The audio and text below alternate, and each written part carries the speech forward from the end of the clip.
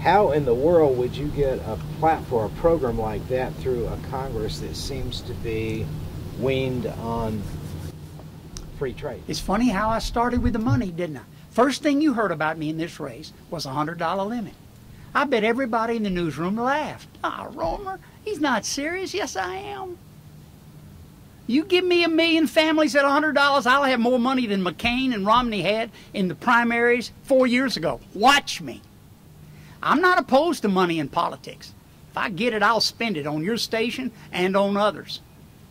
What I'm opposed to is that it comes in the dark. It comes with a special interest attached. It comes in a big check. It comes in a PAC. We have super PACs now that are supposedly independent of the candidate. Do you believe they're independent, Mike? Of course you don't. They're run by the chief of staff and the former campaign manager of the very candidate. We had one candidate who went to a fundraiser for the super PAC and then wrote to the FEC, oh, they're independent. You know, I was born, just not yesterday. The system is corrupt. It is institutionally corrupt. Now, unfair trade's growth is not the only symptom of a corrupt system. A tax code that you cannot read, a budget that was imploded with earmarks, that there was no supervision. I mean, the battle in this country is against federal spending. That's the battle that has to be won. And we need the government to be strong where we need a government, to help people on the bottom, to defend our shores, to prevent unfair trade, to protect America. I'm not against government. What I'm against is sloppy, fat, bloated, inefficient government. And these are the battles that have to be won. But I believe, Mike, at the age of 67 and 45 years of political experience, that the money is in control. That the special checks and the winks and nods run Washington. And I have 2 pieces of evidence. I'm a banker, and I watched bank reform last year that didn't kill too big to fail. It's still the law.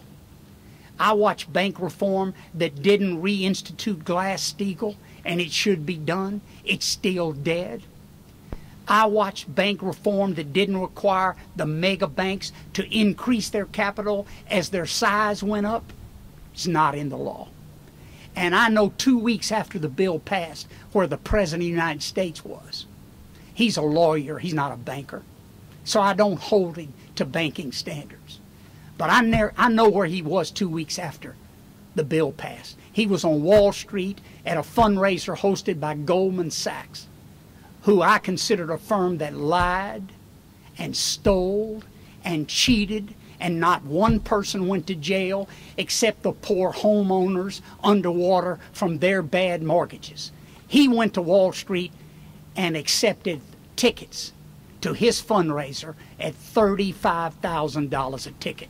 This system is corrupt. And I don't just hold President Obama to a standard of moral high ground. I hold them all. And I challenge any person running for president, at this late date, join with me. Fight for American jobs and don't take the big money. Join with me. You could be president of the United States. And looking at this field, it's the only way they'll become president. Thank y'all.